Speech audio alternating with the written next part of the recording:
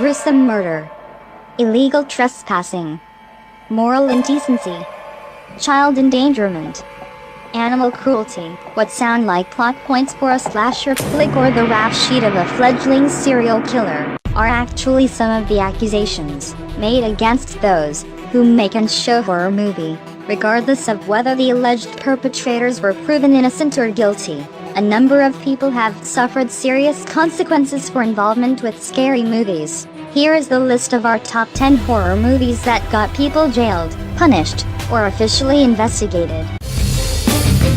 Cannibal Holocaust. Cannibal Holocaust has two claims to fame.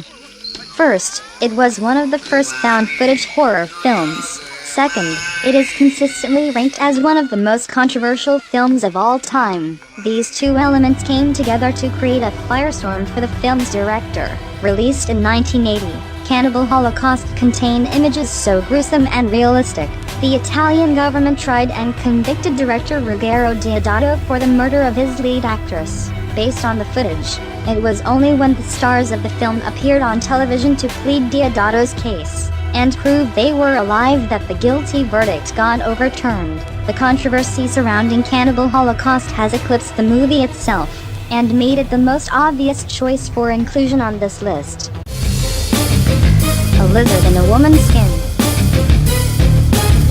When Italian director Lucio Fulci recruited Carlo Rambaldi in 1971 for his horror film, A Lizard in a Woman's Skin, he never could have guessed Rambaldi's models would look so real the filmmakers would be brought to court. That's just what happened when Italian authorities caught wind of the film and, specifically, a scene depicting the violent death of a number of dogs. When the filmmakers were accused of animal cruelty, Rambaldi had to bring the fake dogs to court to avoid conviction. Rambaldi went on to do special effects for King Kong, design the head of the monster in Alien, and create E.T. for Steven Spielberg. Mark Twitchell's House of Cards. You've heard this one before. A sadistic moviegoer is inspired by his favorite horror film and carries out copycat crimes and violence in the real world. In the case of Canadian filmmaker Mark Twitchell, it wasn't life imitating art. Rather, in Twitchell's sadistic mind, it was the other way around. When they searched Twitchell's car, they found a laptop.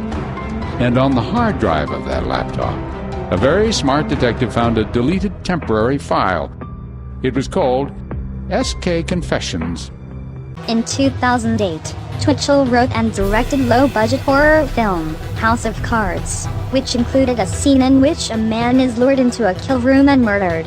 Weeks later, Twitchell recreated the scene from his script in real life, murdering Johnny Altinger in the same room used in the film. Police believe Twitchell wrote the script in an attempt to play out his murderous fantasies. Twitchell, now serving a life sentence in jail, maintains he didn't kill Altinger, and continues to fight for control of thousands of hours of footage seized by the police, so that he can someday edit his film and release it to the public. Marla May. For independent horror film Marla May, the truth behind the scenes was stranger than the fiction on screen. In 2015, an uneventful filming process in Washington state concluded with an interview with filmmakers and cast in a local paper. This article alerted federal agents that Jason Sange, a man convicted of armed robbery, had nabbed a lead role in the production. Sange used his own name during auditions, won the role, and went on to play a major part in the film. All of this after violating parole by abandoning his halfway house. The police re-arrested him after seeing his name and photo in the paper. Sometimes when that acting bug bites you, it sucks out your sense of reason. Guinea pig, flowers of flesh and blood. What do you get when you mix Charlie Sheen and a guinea pig?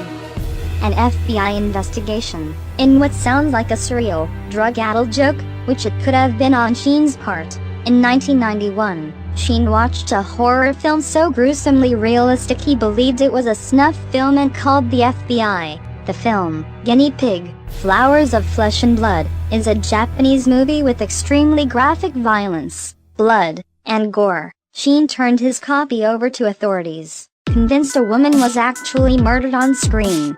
The filmmakers were forced to release a documentary, The Making of Guinea Pig, to prove it was all just special effects. No to the squeamish, do not image search this movie, unless you want to see a guy in a samurai helmet covered in blood licking a severed head, which is the least disturbing thing about the film. Eldorado. When making a horror movie, that old phrase rings true, nothing is certain but death and taxes. Every horror film has death and every production has taxes.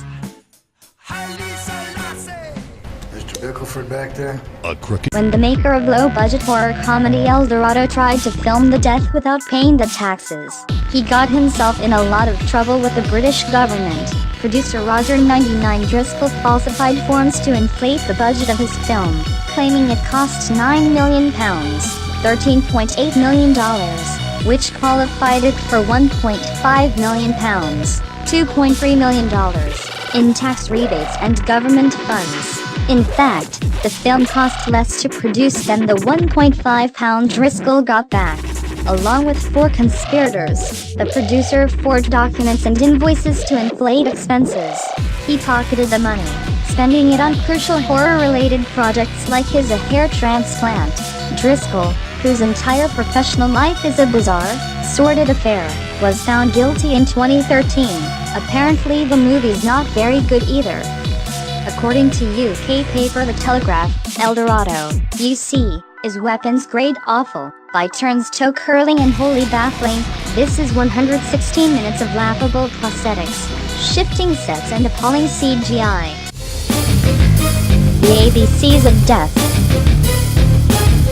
When kids go to school to learn their ABCs, the ABCs of death is probably not the most effective teaching tool. Nevertheless, Ohio's substitute teacher Sheila Kearns screened the film for a high school Spanish class in 2013. Students' complaints to the administration got Kearns convicted of disseminating materials harmful to juveniles and sentenced to 90 days in jail. No word on whether the kids learned anything from the morbidly hilarious lesson plan. The Carnage Collection.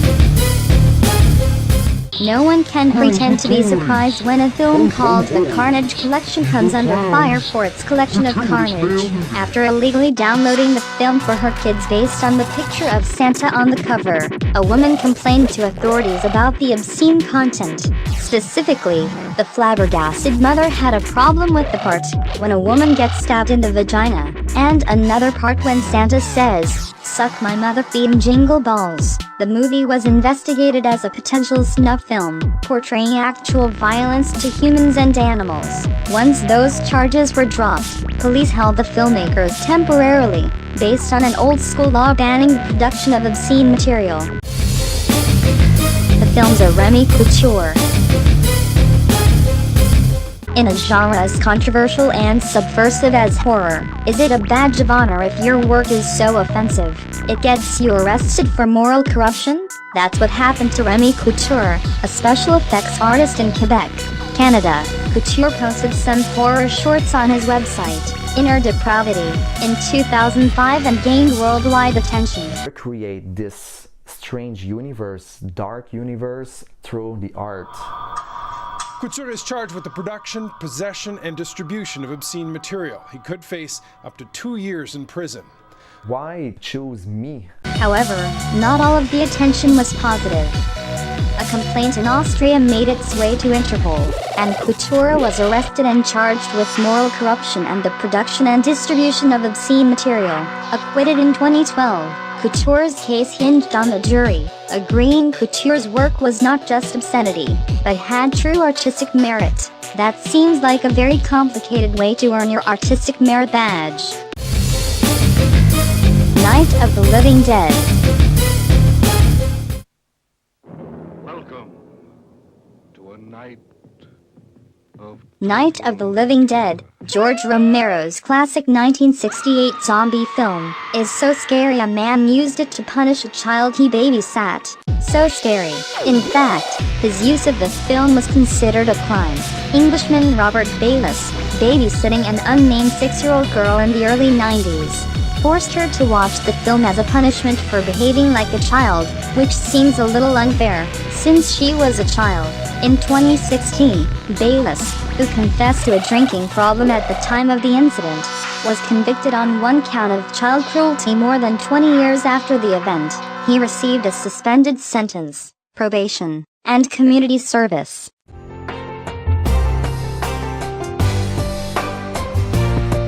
What is your favorite story from the list? Let us know below and don't forget to subscribe.